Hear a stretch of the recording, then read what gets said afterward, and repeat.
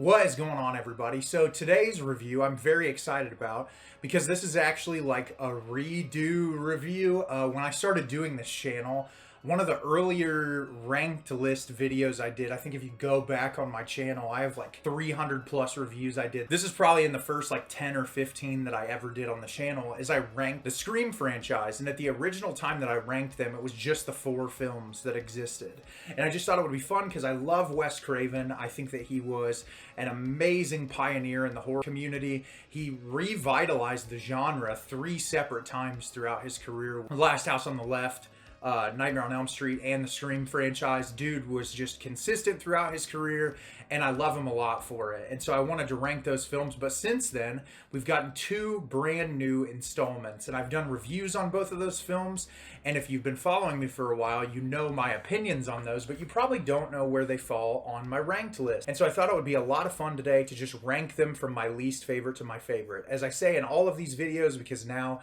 when you review films, you have to put this disclaimer out there. It is just my opinion.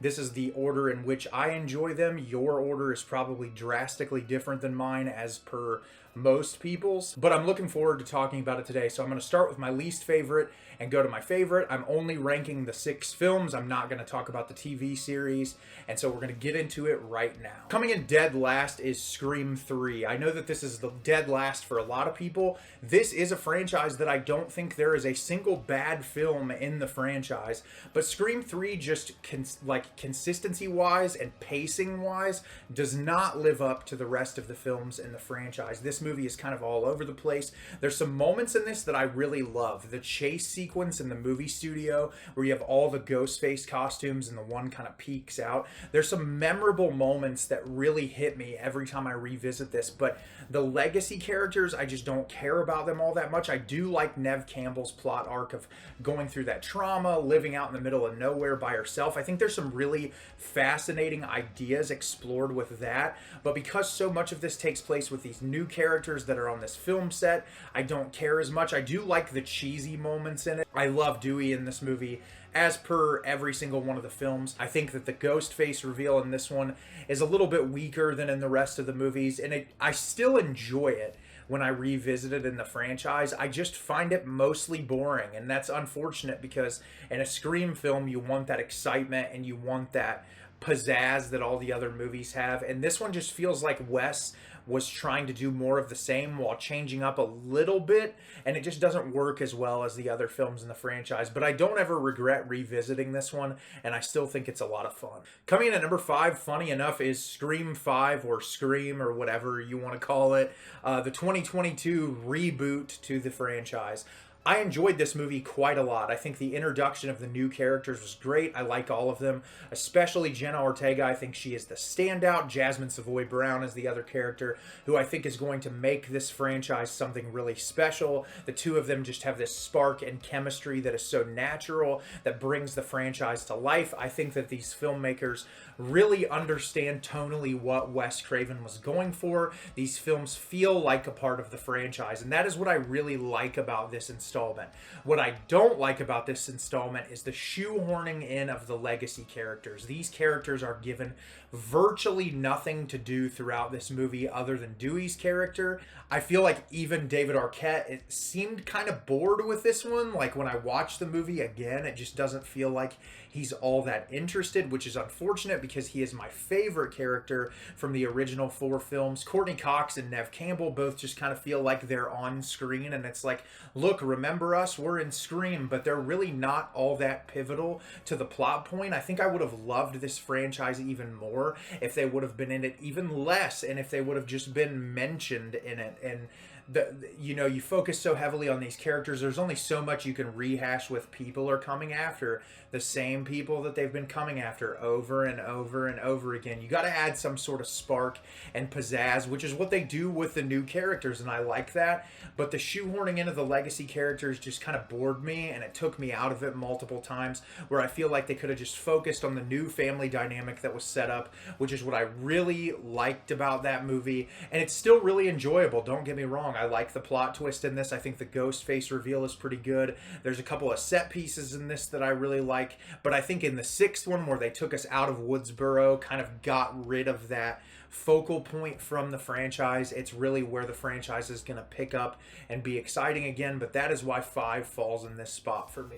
Coming in at number 4 is Scream 4. This one honestly could flip-flop with my third and my second spots because I absolutely adore this movie. I think Wes Craven realized everything that he did wrong with the third movie, and coming back all those years later and saying, let's do this again. The self-awareness was at a peak. The new characters introduced, especially Hayden Panettiere, were so refreshing and exciting to have in the movie. The meta commentary was back in a way that felt poignant and funny and hilarious, that didn't feel like it was beating the concept over the head, where some of the meta commentary in Scream 3 started to get on my nerves a little bit. This one was a return to form in a way that only Wes Craven could do it, and it was so funny and witty, and I feel like I like this one more every time I watch it.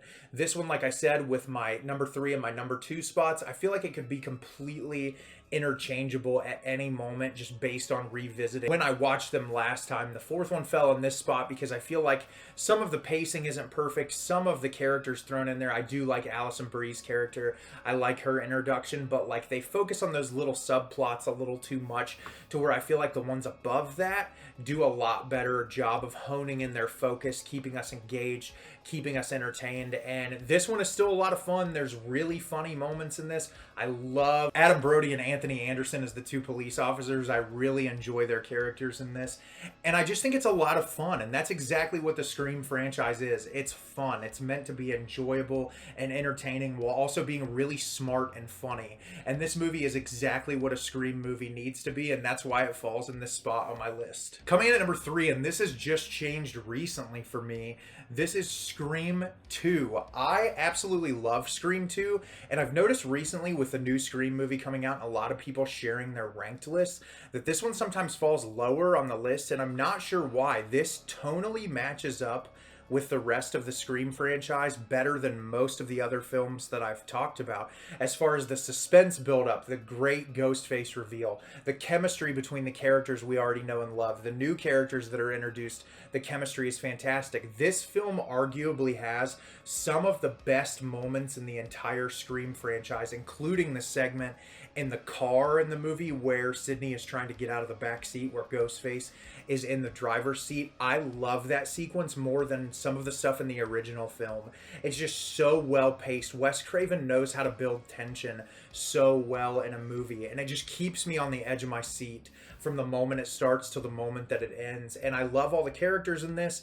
Neve Campbell is the core of the original franchise. I think that she is just at the top of her game in this movie. I enjoy this one more every time I watch it.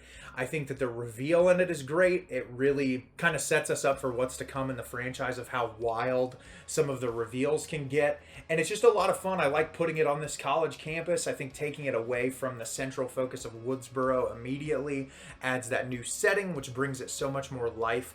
And it's just a lot of fun, and I love Scream 2, and I'm not sure why it's so low on a lot of people's lists. I know there's a couple scenes that people complain about, but it's never really detracted from me from enjoying the experience from start to finish. Coming in at number 2 as a surprise to some people out there is Scream 6, and I know this one is really fresh in my mind, but this reminded me of why I love the Scream franchise so much. This did away with all the crap in Scream 5 that I had a problem with. The shoehorning in of the legacy characters, the improper pacing.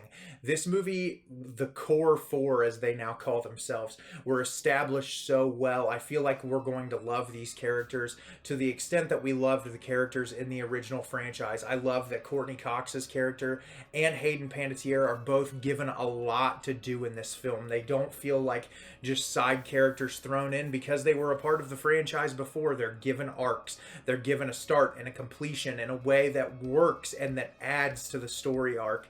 That it's not just like, oh, we're cutting back to this character again, and oh, we're cutting back to that character again. I like all of the new additions to the cast. I think they all work really well together. Getting out of Woodsboro and going to New York City and adding this whole new scope of how Ghostface can come after these characters is fantastic. The intro sequence to this film is one of my favorites in all of the Scream franchise. It was subversive, it was funny, it was engaging. It really took me by surprise in the theater to see how much they changed it up. And it seems like these guys really understand what Wes Craven's vision was for this franchise and stuck to it. And I'm really appreciative of the fact that they were able to stick to Wes Craven's vision so well while adding their own unique spin. I think the subway sequence in this is so tense and exciting and really on the edge of your seat. The bodega sequence is fantastic in this. There's just so many moments I can pinpoint in my brain as to why I love this installment in the franchise so much. And I think it's one that I'm going to continue to love more and more every time I revisit. So coming in at number 1 is probably a surprise to no one, is Wes Craven's original Scream.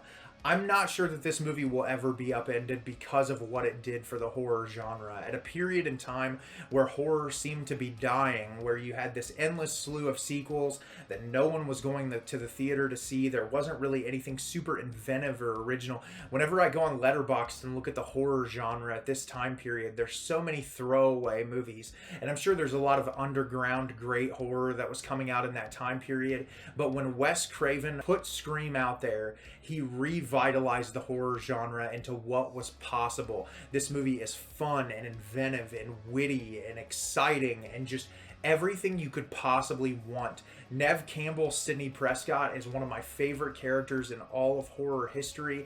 You gave us a strong female protagonist who is super interesting. She's intelligent. She's fun to watch. All of our characters that are introduced, including Dewey and Gale Weathers and Stu, Billy, Tatum, all these people that are introduced in the film, everybody that comes into play into the original Scream, they fit so well into that cast. It's so exciting, and every time I put this one on and rewatch it again, it's like coming to life again. It's just so exciting to watch a movie that was just really trailblazing in its time period and really just kind of set off on a really exciting adventure for horror as a whole. And I think that this will continue to be my favorite in the franchise. I don't see it being upended anytime soon just because of how important this is in all of horror history. I don't think it will ever be upended. So do you agree or disagree with my Scream ranking? Let me know in the comments. I'd love to hear what your least favorite and your favorite films in the franchise are. Let me know all of them in the comments. It's so fun for me to read over those. It's always one of my favorite things to do when I release one of these videos. As always, if you can like the video and subscribe to the channel, it helps me out a lot and lets me know the type of content you're looking for. I'm always putting out new material and look forward to getting more out for you in the near future. And as always, everyone, thank you so much for watching and have a great rest of your day.